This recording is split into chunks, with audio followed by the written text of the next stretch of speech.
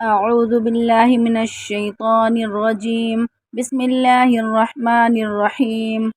آج کا سبق سورہ بقرہ کی آیت نمبر 125 سے شروع ہے۔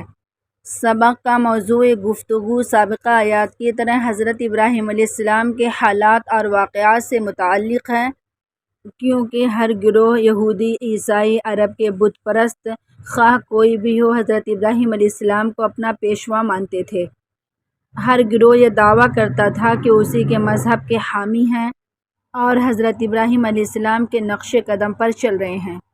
مذکورہ آیت میں حضرت ابراہیم علیہ السلام کی ہجرت مکہ اور بنائے بیت اللہ شریف کے واقعے کا ذکر ہے۔ آیت مبارکہ کا ترجمہ کرنے سے پہلے بنائے بیت اللہ شریف کی تاریخ کی طرف کچھ نظر ڈالتے ہوئے چلیں۔ تفسیر ابن کثیر اور دیگر تمام روایات سے منقول ہے کہ حضرت ابراہیم علیہ السلام ملک شام میں مقیم تھے اور حضرت اسماعیل علیہ السلام اس وقت شیرخوار بچے تھے۔ جس وقت اللہ رب العزت کی طرف سے ان کو یہ حکم ملا کہ ہم خانہ کعبہ کی جگہ آپ کو بتلاتے ہیں، آپ اس کو پاک صاف کر کے طواف اور نماز سے آباد رکھیں، کیونکہ بیت اللہ شریف حضرت آدم علیہ السلام کے وقت سے تعمیر چلا رہا تھا، لیکن حضرت ابراہیم علیہ السلام کے دور میں کسی وجہ سے منہدم ہو چکا تھا۔ حضرت ابراہیم علیہ السلام کو اسے عصر نو بنیادی طور پر تعمیر کرنے کا حکم ہوا تھا جو پہلے سے موجود تھی۔ پھر اللہ رب العزت نے حضرت ابراہیم علیہ السلام کو انہی بنیاد پر بیت اللہ شریف تعمیر کرنے کا حکم فرمایا جو پہلے سے موجود تھی۔ اس حکم کی تعمیل کے لیے جبرائیل علیہ السلام براق لے کر حاضر ہوئے اور حضرت ابراہیم علیہ السلام کو اور اسماعیل علیہ السلام کو اور ان کی والدہ یعنی حضرت ابراہیم علیہ السلام کی اہلیہ حضرت حاجرہ علیہ السلام کو ساتھ لے کر سفر کے لیے روانہ ہوئے۔ جب کسی بستی پر نظر پڑتی تو حضرت ابراہیم علیہ السلام حضرت جبرائیل علیہ السلام سے پوچھتے کہ ہمیں یہاں اترنے کا حکم ملا ہے؟ حضرت جبرائیل علیہ السلام فرماتے کہ نہیں، آپ کی منزل آگے ہے، یہاں تک کہ مکہ مکرمہ کی جگہ سامنے آئی جس میں صرف کانٹے دار جھاڑیاں، ببول کے درخت کے سوا کچھ نہیں تھا۔ اس خطے زمین کے آس پاس لوگ بستے تھے جن کو عمالین کہا جاتا تھا۔ بیت اللہ اس وقت ایک ٹیلہ کی شکل میں تھا۔ حضرت خلیل اللہ علیہ السلام نے اس جگہ پہنچ کر جبرائیل علیہ السلام سے دریافت کیا کہ کیا یہی ہماری منزل ہے؟ تو جبرائیل علیہ السلام نے فرمایا ہاں۔ پھر حضرت ابراہیم علیہ السلام ماں اپنے صاحبزادے اور اہلیہ کے وہاں اتر گئے اور بیت اللہ شریف کے پاس ایک معمولی چھپر ڈال کر حضرت اسماعیل علیہ السلام اور حاجرہ علیہ السلام کو ٹھہرا دیا اور ان کے پاس ایک توشہ دان میں کچھ کھجوریں اور مشکیزہ پانی کا رکھ دیا، اور ابراہیم علیہ السلام کو اس وقت یہاں ٹھہرنے کا حکم نہ تھا۔ اس لیے جب حضرت ابراہیم علیہ السلام شیرخوار بچہ اور ان کی والدہ کو خدا کے حوالے کر کے واپس ہونے لگے اور جانے کی تیاری دے کر حضرت حاجرہ علیہ السلام نے دریافت کیا کہ ہمیں اس لقدق یعنی چٹیل میدان میں چھوڑ کر آپ کہاں جا رہے ہیں، جس میں نہ کوئی انسان ہے، نہ کوئی ہمارا حامی اور مددگار ہے، نہ کوئی زندگی کی ضروریات ہیں۔ حضرت ابراہیم علیہ السلام نے ان کے جواب میں صرف یہ فرمایا، ہمارے لیے صرف اللہ کا یہی حکم ہے، جس کو سن کر حضرت حاجرہ علیہ السلام نے فرمایا کہ پھر آپ شوق سے جائیں، جس نے آپ کو یہ حکم دیا ہے وہ ہمیں بھی ضائع نہ کرے گا۔ ابراہیم علیہ السلام حکم خداوندی کی تعمیل میں یہاں سے چل کھڑے ہوئے، مگر انسانی فطرت کے مناسب اس شیرخوار بچہ اور ان کی والدہ کا خیال لگا ہوا تھا۔ جب راستہ کے موڑ پر پہنچے جہاں سے حضرت حاجرہ علیہ السلام نہ دیکھ سکیں تو ٹھہر گئے اور اللہ رب العزت سے وہاں چند دعائیں فرمائیں جو قرآن کریم میں سورہ ابراہیم کی آیت نمبر 35، 36، 37 میں اس طرح مذکور ہیں، جن کا ترجمہ ہے: اے میرے پروردگار، آپ اس شہر کو امن والا بنا دیجئے اور مجھ کو اور میرے خاص فرزندوں کو بتوں کی عبادت سے بچائے رکھیے۔ اے ہمارے رب، میں اپنی اولاد کو آپ کے محترم گھر کے قریب ایک میدان میں جو زراعت کے بھی قابل نہیں آباد کرتا ہوں۔ اے ہمارے رب، تاکہ وہ نماز کا اہتمام رکھیں تو آپ کچھ لوگوں کے قلوب ان کی طرف مائل کر دیجئے اور ان کو پھل کھانے کو دیجئے تاکہ لوگ شکر ادا کریں۔ مذکورہ سبق آیت نمبر 126 میں بھی حضرت ابراہیم علیہ السلام کی کچھ دعاؤں کا ذکر ہے۔ یہی دعا سورہ ابراہیم میں ھذا بلدن آمنا کے الفاظ سے آئی ہے، جس میں البلد کو الف لام کے ساتھ ذکر کیا ہے، جو عربی زبان کی اصطلاح میں معرفہ کہلاتا ہے۔ فرق کی وجہ غالباً صرف یہ ہے کہ پہلی دعا جو آیت سورہ بقرہ میں بلدن کے لفظ سے آئی ہے یہ اس وقت کی گئی تھی جب یہ جگہ جنگل تھی، شہر نہیں بنا تھا۔ اس وقت بلد کو بغیر الف لام کے نکرہ استعمال کیا گیا، اور دوسری دعا اس وقت کی ہے جب مکہ مکرمہ کی بستی بس گئی اور وہ شہر معروف بن گیا۔ اس وقت ابراہیم علیہ السلام کی پہلی دعا یہ تھی کہ اس شہر کو امن والا یعنی شہر بنا دیجئے، امن والا شہر بنا دیجئے جو قتل و غارت گری کفار کے تسلط سے اور آفات سے مامون اور محفوظ رہے۔ حضرت ابراہیم علیہ السلام کی دعا قبول ہوئی اور مکہ مکرمہ ایسا شہر ہوا کہ اپنی آبادی کے علاوہ ساری دنیا کے آنے جانے کی جگہ بن گیا۔ اطراف عالم سے مسلمان وہاں پہنچنے کو اپنی سب سے بڑی سعادت سمجھتے ہیں اور مامون اور محفوظ سمجھتے ہیں۔ اس کے علاوہ بیت اللہ شریف کے مخالف کسی قوم اور کسی بادشاہ کا اس پر تسلط نہیں ہو سکا۔ اصحاب فیل کا واقعہ خود قرآن کریم میں مذکور ہے کہ انہوں نے بیت اللہ پر حملے کا قصد کیا تو پورے لشکر کو تباہ برباد کر دیا گیا۔ اسلام سے پہلے بھی زمانے جاہلیت والے کتنی خرابیوں اور کفر اور شرک کی رسموں میں مبتلا تھے، اس کے باوجود بیت اللہ شریف اور اس کے ماحول حرم کی تعظیم اور تکریم کو اپنی عبادت سمجھتے تھے۔ کیسا ہی دشمن وہاں کسی کو مل جائے، حرم میں اس کے قصاص یا انتقام نہیں لیتے تھے۔ اللہ رب العزت نے بیت اللہ شریف کی حرمت رکھی ہے کہ نہ صرف مسجد حرام میں بلکہ اس کے ارد گرد کے وسیع علاقے میں جسے حرم کہا جاتا ہے نہ کسی انسان کو قتل کیا جا سکتا ہے، نہ شدید دفاعی ضرورت کے بغیر جنگ کرنا جائز ہے، نہ کسی جانور کا شکار حلال ہے، نہ کوئی خودرو پودا اکھاڑنے کی اجازت ہے، نہ کسی جانور کو قید رکھا جا سکتا ہے۔ یہ اس طرح کی یہ صرف انسانوں کے لیے ہی نہیں بلکہ حیوانات اور نباتات کے لیے بھی امن کی جگہ ہے۔ آیات نمبر 125 سے 126 کی کچھ تشریح سمجھنے کے بعد آیت کریمہ کے الفاظ سمجھیں۔ آیت مبارکہ 125 کے کلمات یہ ہیں: بسم اللہ الرحمن الرحیم وَإِذْ جَعَلْنَا الْبَيْتَ مَثَابَةً لِلنَّاسِ وَأَمْنًا وَاتَّخِذُوا مِن مَّقَامِ إِبْرَاهِيمَ مُصَلًّى وَعَهِدْنَا إِلَىٰ إِبْرَاهِيمَ وَإِسْمَاعِيلَ أَن طَهِّرَا بَيْتِيَ لِلطَّائِفِينَ وَالْعَاكِفِينَ وَالرُّكَّعِ السُّجُودِ۔ آیت مبارکہ کا لفظی ترجمہ: وَإِذْ اور جب، جعلنا ہم نے بنایا، البیت خانہ کعبہ، مثابۃً اجتماع کی جگہ، للناس لوگوں کے لیے، وامنًا اور امن کی جگہ، واتخذوا اور تم سب بناؤ، من سے مقامی مقام ابراہیم ابراہیم علیہ السلام، مصلاً نماز کی جگہ، وعہدنا اور ہم نے حکم دیا، الی کو ابراہیم ابراہیم علیہ السلام، واسماعیل اور اسماعیل علیہ السلام، ان طہرا کہ پاک رکھو تم دونوں، بیتیا میرا گھر، للطائفین طواف کرنے والوں کے لیے، والعاکفین اور اعتکاف کرنے والوں کے لیے، والرکعی اور رکوع کرنے والوں کے لیے، السجود اور سجدہ کرنے والوں کے لیے۔ آیت مبارکہ کا مکمل ترجمہ: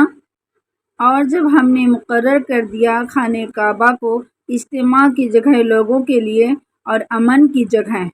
اور بناؤ مقام ابراہیم یعنی ابراہیم علیہ السلام کے کھڑے ہونے کی جگہ کو نماز کی جگہ، اور حکم کیا ہم نے ابراہیم علیہ السلام کو اور اسماعیل علیہ السلام کو کہ پاک رکھو میرے گھر کو، طواف کرنے والوں کے لیے، اعتکاف کرنے والوں کے لیے، رکوع کرنے والوں کے لیے اور سجدہ کرنے والوں کے لیے۔ اور اگلی آیت 126 کے کلمات یہ ہیں: وَإِذْ قَالَ إِبْرَاهِيمُ رَبِّ اجْعَلْ هَٰذَا بَلَدًا آمِنًا وَارْزُقْ أَهْلَهُ مِنَ الثَّمَرَاتِ مَنْ آمَنَ مِنْهُم بِاللَّهِ وَالْيَوْمِ الْآخِرِ قَالَ وَمَن كَفَرَ فَأُمَتِّعُهُ قَلِيلًا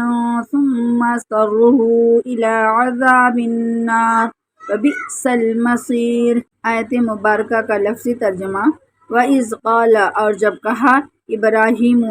علیہ السلام نے، ربی میرے رب، اجعل بنا، ھذا بلدن اس شہر کو، آمناً امن والا، وارزق اور رزق دے، اہلہ من الثمرات اس کے رہنے والوں کو پھلوں کی، من آمنا جو ایمان لائے، منہم ان سب میں سے، باللہ اللہ کے ساتھ، والیوم الآخر اور آخرت کے دن کے ساتھ، قال فرمایا، ومن کفر اور جس نے کفر کیا، فَأُمَتِّعُهُ تو میں اس کو نفع دوں گا، قلیلاً ثم تھوڑا سا، پھر اضطرہ اس کو مجبور کروں گا، الی طرف عذابی عذاب، الناری دوزخ، بیسا اور وہ بری جگہ ہے، المصیر لوٹنے کی یعنی رہنے کی۔ آیت مبارکہ کا مکمل ترجمہ۔ اور جب کہا ابراہیم علیہ السلام نے، اے میرے رب بنا اس شہر کو امن والا اور رزق دے تو اس کے رہنے والوں کو پھلوں سے، میووں سے، جو کوئی ان میں سے ایمان لاوے اللہ تعالیٰ پر اور قیامت کے دن پر۔ فرمایا اللہ رب العزت نے، اور جو کفر کرے اس کو بھی نفع پہنچاؤں گا تھوڑے دنوں، پھر اس کو جبراً بلاؤں گا دوزخ کے عذاب کی طرف، اور وہ بہت بری جگہ ہے رہنے کی۔ آیت مذکورہ میں مقام ابراہیم سے مراد وہ پتھر ہے جس پر کھڑے ہو کر حضرت ابراہیم علیہ السلام نے بیت اللہ شریف کی تعمیر کی۔ یہ پتھر آج بھی موجود ہے، اور اس کے متعلق یہ حکم دیا گیا ہے کہ ہر وہ شخص جو بیت اللہ شریف کا طواف کرے، 7 چکر لگانے کے بعد اس پتھر کے سامنے کھڑے ہو کر بیت اللہ کا رخ کرے اور 2 رکعتیں پڑھے۔ ان رکعتوں کا اسی جگہ پر پڑھنا بہت افضل ہے۔ اگلی 3 آیات میں بھی حضرت ابراہیم علیہ السلام کی خصوصی دعا کا ذکر ہے جو بیت اللہ شریف کی تعمیر کے وقت ان کی زبان سے جاری تھے۔ دل سے نکلی ہوئی اس دعا کی تاثیر کسی ترجمے کے ذریعے دوسری زبان میں منتقل نہیں کی جا سکتی،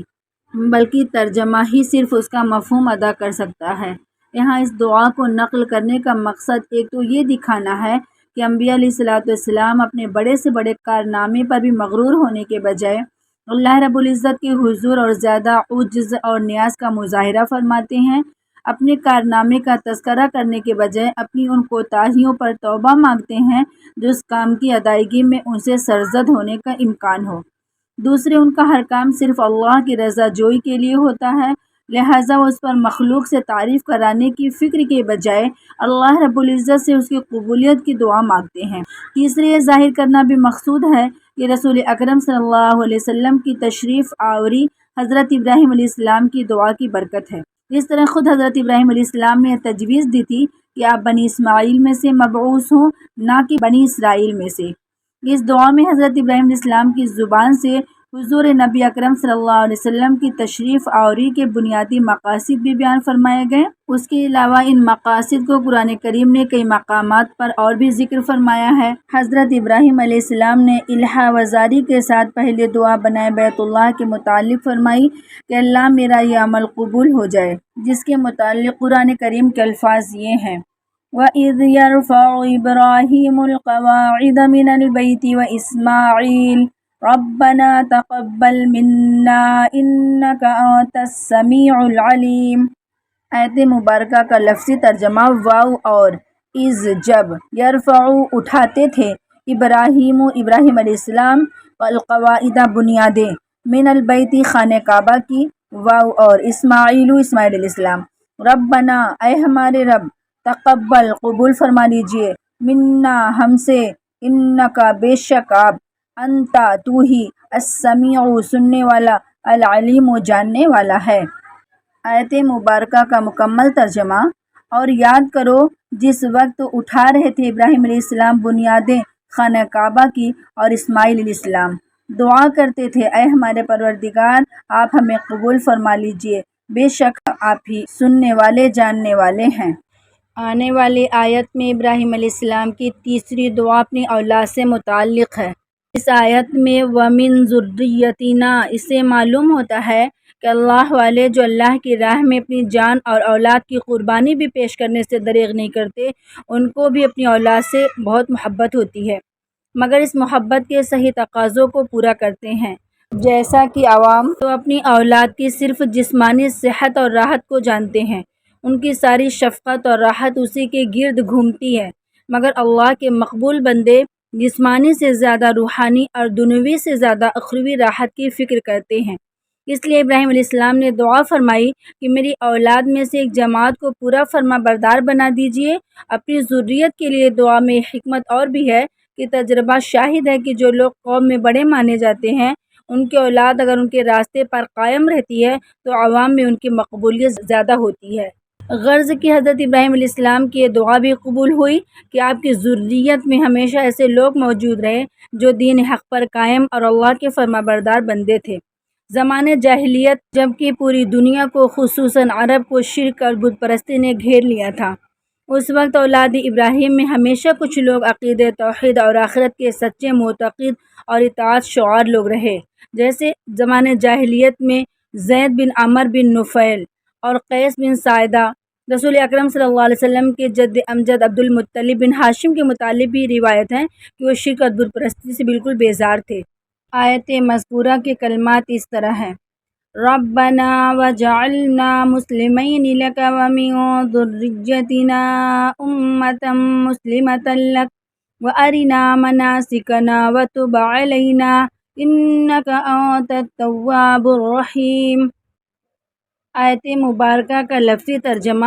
ربنا اے ہمارے رب، وجعلنا اور ہمیں بنا دے، مسلمین فرما بردار، لک اپنا، ومن اور سے، ذریتنا ہماری اولاد، امتن امت، مسلمتن فرما بردار، لک اپنا، وارنا اور ہمیں دکھلا دیجئے، مناسکنا حج کے طریقے، وتب اور توبہ قبول فرما، علینا ہماری، انک انت بے شک تو ہی، التواب توبہ قبول کرنے والا، الرحیم رحم کرنے والا ہے۔ آیت کریمہ کا مکمل ترجمہ اس طرح ہے: اے ہمارے پروردگار، آپ ہم کو اپنا فرما بردار بنا لیجئے اور ہماری اولاد میں بھی ایک جماعت کو اپنا فرما بردار بنائیے، اور ہم کو حج کے طریقے بتلا دیجئے اور ہم کو معاف فرما دیجئے، بے شک آپ ہی توبہ قبول کرنے والے بہت مہربان ہیں۔ آیت کریمہ کی تشریح میں ربنا وجعلنا مسلمین لک، یہ دعا اسی معرفت اور خشیت کا نتیجہ ہے جو حضرت خلیل اللہ علیہ السلام کو حاصل تھی کہ اطاعت اور فرما برداری کے بے مثال کارنامے بجا لانے کے بعد بھی یہ دعا فرماتے ہیں کہ ہم دونوں کو اپنا فرما بردار بنا لیجئے۔ ومن ذریتنا کی تشریح آیت کریمہ کے ترجمہ سے پہلے گزر چکی ہے، البتہ وَأَرِنَا مَنَاسِكَنَا، مناسک کا لفظ منسک کی جمع ہے، جو اعمال حج کو بھی مناسک کہا جاتا ہے، اور مقامات حج عرفات، مینا، مزدلفہ کو بھی مناسک کہا جاتا ہے۔ یہاں دونوں مراد ہیں۔ دعا کا مطلب یہ ہے کہ ہمیں اعمال حج اور مقامات حج پوری طرح سے سمجھا دیجیے۔ اس لیے آیت کریمہ میں لفظ ارینا استعمال ہوا ہے، جس کے معنی ہے ہمیں دکھلا دیجیے۔ وہ دیکھنا آنکھوں کا بھی ہو سکتا ہے اور دل سے بھی دیکھنا ہے۔ چنانچہ مقامات حج کو حضرت جبرائیل علیہ السلام کے ذریعہ دکھلا کر کے بھی متعین کیا گیا، اور احکام حج کی واضح تلقین اور تعلیم فرما کر کے قلبی اطمینان بھی دلایا گیا۔ اور آنے والی آیت میں آخری دعا حضرت ابراہیم علیہ السلام کی پوری انسانیت کے لیے ہے۔ یہاں حضرت ابراہیم علیہ السلام نے اپنی آئندہ نسل کی فلاح دنیا اور آخرت کے واسطے اللہ رب العزت سے دعا فرمائی، میری اولاد میں ایک ایسا رسول بھیج دیجئے جو ان کو آپ کی آیات تلاوت کر کے سنائے اور قرآن اور سنت کی تعلیم دے، اور ان کو ظاہری اور باطنی گندگیوں سے بھی پاک کرے۔ اس میں حضرت ابراہیم علیہ السلام نے اس رسول کے لیے اپنی اولاد میں ہونے کی اس لیے دعا فرمائی کہ اول تو یہ کہ اپنی اولاد کے لیے سعادت اور شرف بھی ہے، دوسرے ان لوگوں کے لیے ایک فائدہ یہ بھی ہے کہ یہ رسول جب انہی کی قوم اور ان کی برادری کے اندر ہوگا تو اس کے چال چلن، سیرت اور حالات سے یہ لوگ بخوبی واقف ہوں گے، کسی دھوکہ فریب میں مبتلا نہیں ہوں گے۔ حدیث شریف میں ہے کہ حضرت ابراہیم علیہ السلام کو اس دعا کا جواب اللہ رب العزت کی طرف سے اسی وقت مل چکا کہ آپ کی دعا قبول کر لی گئی ہے، لیکن یہ رسول ابھی نہیں بلکہ آخری زمانے میں بھیجے جائیں گے۔ آیت مبارکہ کے کلمات یہ ہیں: ربنا وبعث فیہم رسولا منہم یتلو علیہم آیاتک ویعلمہم الکتاب والحکمت ویزکیہم انک انت العزیز الحکیم۔ آیت مبارکہ کا لفظی ترجمہ: ربنا اے ہمارے رب، وبعث اور بھیج دیجئے، فیہم ان میں ایک رسول، منہم انہی میں سے، یتلو وہ پڑھے، علیہم ان سب پر، آیاتی کا تیری آیتیں، واو اور یعلمہم اور ان سب کو سکھلائے، تعلیم دے، الکتاب کتاب، واو اور الحکمت حکمت، ویزکیہم اور انہیں پاک کرے، انک انت بے شک تو ہی، العزیز غالب، الحکیم و حکمت والا ہے۔ آیت مبارکہ کا مکمل ترجمہ: اے ہمارے پروردگار، آپ بھیج دیجئے انہی میں سے ایک رسول کہ پڑھ کر سنائے ان پر تیری آیتوں کو اور سکھلائے ان کو کتاب یعنی قرآن اور تحقیبات یعنی حکمت، اور پاک کر ان کو، بے شک تو ہی بہت زبردست بڑی حکمت والا ہے۔ آیت کریمہ کے اندر یتلو علیہم آیاتکا، یتلو تلاوتن سے مشتق ہے۔ تلاوت کے اصلی معنی اتباع اور پیروی کے ہیں۔ اصطلاح قرآن اور حدیث میں یہ لفظ قرآن کریم اور دوسری آسمانی کتابیں اور کلام الہی کے پڑھنے کے لیے استعمال کیا جاتا ہے، کیونکہ اس کلام کے پڑھنے والے کو اس کا پورا اتباع کرنا لازم ہے۔ جس طرح اللہ رب العزت کی طرف سے نازل ہوا ہے، ٹھیک اسی طرح پڑھنا ضروری ہے۔ اپنی طرف سے کسی لفظ یا اس کی حرکات میں کمی بیشی یا تبدیلی کرنے کی اجازت نہیں ہے۔ اس کی مکمل تشریح معارف القرآن وغیرہ میں موجود ہے۔ وَيُعَلِّمُهُمُ الْكِتَابَ وَالْحِکْمَةَ، اس میں کتاب سے مراد کتاب اللہ اور حکمت سے مراد عربی لغت ہے، اور اس کے علاوہ کئی معنی کے لیے بھی استعمال ہوتا ہے، جیسے حق بات پر پہنچنا، عدل و انصاف، علم اور حلم وغیرہ۔ اور یہ لفظ جب اللہ تعالیٰ کے لیے بولا جاتا ہے تو اس کے معنی تمام اشیاء کی پوری معرفت اور مستحکم ایجاد کے ہوتے ہیں، اور جب غیر اللہ کے لیے بولا جاتا ہے تو موجودات کی صحیح معرفت اور نیک اعمال کے لیے کیے جاتے ہیں۔ اور آخر میں وَيُزَكِّيهِمْ،